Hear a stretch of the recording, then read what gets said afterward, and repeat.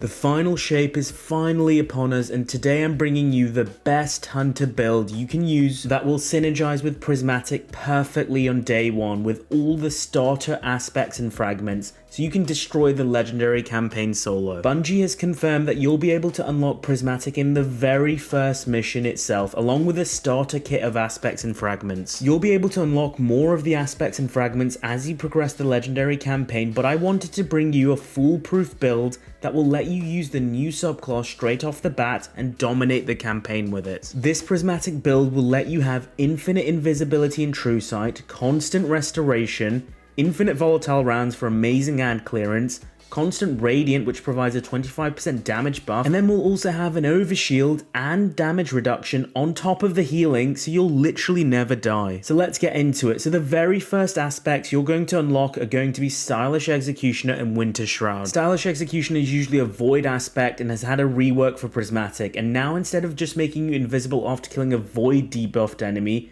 it'll be able to make you invisible after killing an enemy with any subclass debuff. It'll also grant us 150% increased melee damage, which will have great synergy with Combination Blow, but that's not something we unlock straight off the bat, so for now I'm not going to be recommending Combination Blow for the purpose of a day one Prismatic build. Winter Shroud is the stasis aspect, and again it's had a rework for Prismatic, along with slowing enemies after using your dodge, which is a subclass debuff by the way, and will trigger Stylish Executioner. Winter Shroud now also gives us damage reduction on top, which is going to help us survive more. My recommendation is going to be to use Marksman's Dodge as your dodge for Winter Shroud, because then you'll also reload your weapons at the same time, and Marksman's Dodge usually has a shorter cooldown. The best hunter exotic to use with this starting setup in my eyes is going to be the Gyrfalcon's exotic chest piece. Gyrfalcons upon going invisible, which will initially be triggered by killing a slowed enemy from Winter Shroud, will provide us with volatile rounds which will juice up any void weapons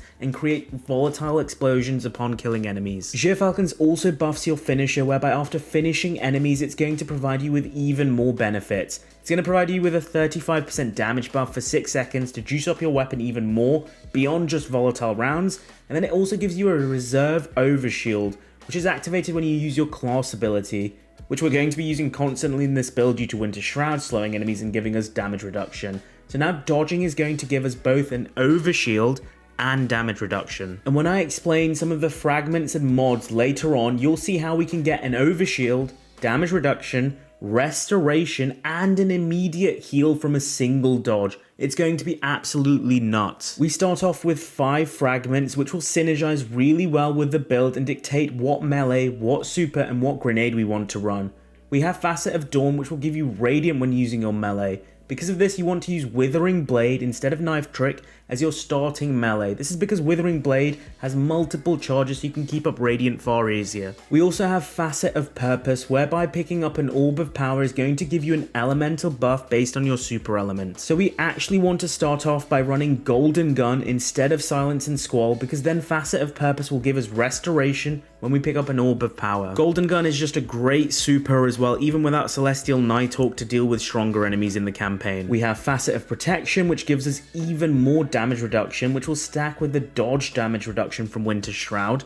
Facet of Hope, whereby when we have an elemental buff, we will gain even more class ability regeneration, allowing us to dodge more often. And then we have Facet of Ruin, whereby defeating stasis crystals or frozen targets is going to cause a better shatter effect with more area of effect and more damage. This is why you want to run Duskfield Grenade, so we can freeze enemies in combination with the slow from Winter Shroud. So in terms of weapons, my number one pick is going to be Graviton Lance, the Void Energy Pulse Rifle, because of all the void explosions it naturally creates, which is really going to help with the ad clear. And then volatile rounds on top makes it even more juiced up. Graviton Lance is actually getting a 15% damage buff against red bar enemies, and even with the 10% nerf being applied to splash damage, because of that 15% buff, it's going to be a net benefit for Graviton Lance, whether that's from the actual bullets or the explosion, doesn't matter. For your kinetic slot, my recommendation is going to be the Deliverance with Chill Clip and Demolitionist. Slowing and freezing enemies is a really strong form of crowd control, especially against enemies like Tormentors,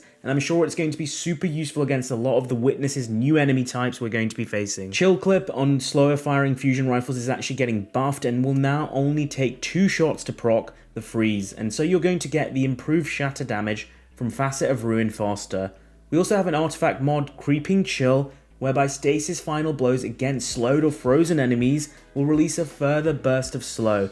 You might then be able to freeze subsequent nearby enemies in just one fusion rifle shot or one Winter Shroud dodge, which could actually be insane. An alternative I wanted to recommend instead of Graviton Lance is actually Buried Bloodline with the Catalyst specifically, which provides Devour on kills, and if you have the Catalyst, will also weaken enemies. Adding Devour to the build will improve grenade regeneration and survivability, and then we also have Weaken, which through our artifact mod later on will become even more potent this season. With Void Hegemony, whenever we kill a weakened enemy, we'll gain a Void Overshield, and with Expanding Abyss, we'll deal more damage against weakened enemies from Void sources. My prediction is that Weaken may get buffed from 15% to 30% increased damage to match something like Tractor Cannon, which could be pretty crazy. If you're going to run Buried Bloodline as your main weapon, you definitely want to run this build with Special Ammo Finisher for constant supply of special ammo. I realize not a lot of people have this weapon, especially with the Catalyst, so Graviton Lance is going to remain the best option for most. For heavy, you'll want to have Falling Guillotine with Frenzy and Surrounded for ad clear,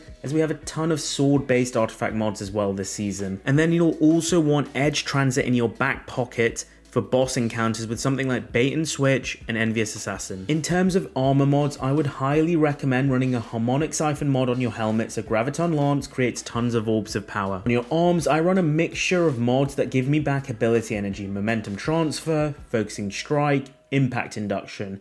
On your chest piece, run the relevant resistance mods, and on your boots, you want to run one recuperation mod, so whenever you pick up an orb of power, you gain an instant chunk of health back, one insulation for more class ability regeneration, and one absolution mod for more ability regeneration in general. And then on your cloak, you want to run one Reaper mod, so whenever you dodge, your next weapon kill within 10 seconds will generate a further orb of power, and you want to run Powerful Attraction, which upon dodging will hoover up any nearby orbs of power, so you don't physically need to go over those orbs. So now dodging will cause enemies to be slowed, give you damage reduction, give us an overshield if you dodge after using a finisher, give us restoration as well, and then also give us an instant health bump if there's nearby orbs of power. That's wild. Finally, put on a special ammo finisher, because we're going to be using our finisher a fair bit with Geofalcons in this build, so you might as well dump those armor charges for more special ammo for your Deliverance and or your Buried Bloodline. The number one stat priority for the build is 100 resilience for more damage reduction, and then I'd highly recommend running a high amount of mobility because you're going to be using your dodge a lot,